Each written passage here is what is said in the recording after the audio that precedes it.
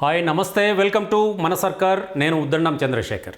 పనులు వేగంగా అవుతున్నాయని ఆర్టిఫిషియల్ ఇంటెలిజెన్స్ని ఇష్టానుసారంగా వాడేస్తున్నారా? తస్మాత్ జాగ్రత్త.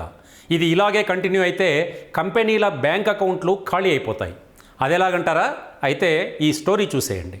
ఇటీవల ఓ షాకింగ్ ఘటన టెక్ ప్రపంచంలో సంచలనంగా మారింది. ఆంథ్రోపిక్కు చెందిన క్లాడ్ ఏఐ ప్లాట్ఫామ్ను సరైన పర్యవేక్షణ లేకుండా వాడినందుకు ఒక కంపెనీకి ఒకే నెలలో ఏకంగా $500 మిలియన్, అంటే సుమారు 4,800 కోట్ల బిల్లు వచ్చింది. వామ్మో, ఇదేంటి భయ్యా అనుకుంటున్నారా? మీరు విన్నది అక్షరాల నిజమే. టెక్నాలజీ చరిత్రలోనే ఇది అత్యంత ఖరీదైన ఐటీ వైఫల్యంగా కన్సల్టెంట్లు భావిస్తున్నారు.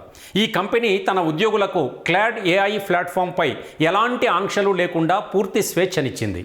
ఎవరు ఎంత వాడుతున్నారు, ఎంత ఖర్చవుతోంది అని ఎప్పటికప్పుడు చూసుకునేందుకు కనీసం రియల్ టైం డాష్ బోర్డులు కానీ బడ్జెట్ అలర్ట్స్ కానీ సెట్ చేసుకోలేదు.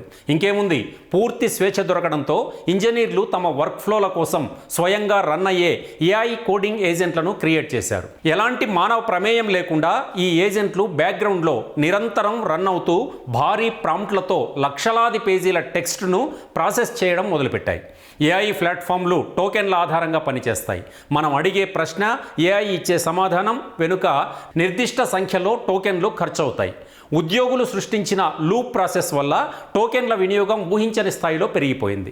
చివరికి 4,800 కోట్ల భారీ బిల్లు కంపెనీకి షాక్ ఇచ్చింది. ఈ ఒక్క కంపెనీయే కాదు, సరైన ప్లానింగ్ లేకుండా ఏఐ కోడింగ్ సాధనాలను వాడి పలు దిగ్గజ సంస్థలు కూడా తీవ్ర ఇబ్బందులు పడుతున్నాయి.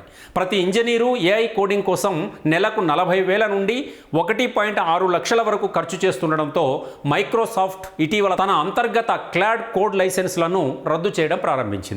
ఉబేర్ సంస్థ ఏప్రిల్ నాటికే తమ 2026 ఏఐ బడ్జెట్ మొత్తాన్ని వాడేసిందని, ఏఐ ఖర్చులను భరించడం కష్టంగా మారుతోందని స్వయంగా ఆ కంపెనీ సిఓఓ వెల్లడించారు.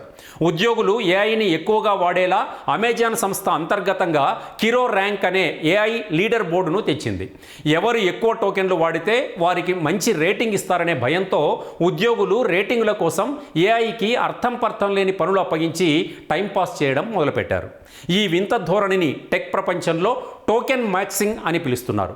దీనివల్ల వృధా ఖర్చులు పెరిగిపోవడంతో అమెజాన్ ఆ లీడర్ బోర్డును పూర్తిగా మూసేయాల్సి వచ్చింది. ఈ సంఘటనలను బట్టి మీకేమర్థమైంది? టెక్నాలజీ ఎంత వేగంగా దూసుకెళ్తున్నా సరైన పర్యవేక్షణ, రియల్ టైం ట్రాకింగ్ లేకపోతే కంపెనీలు దివాలా తీయడం ఖాయం. అంతేగా?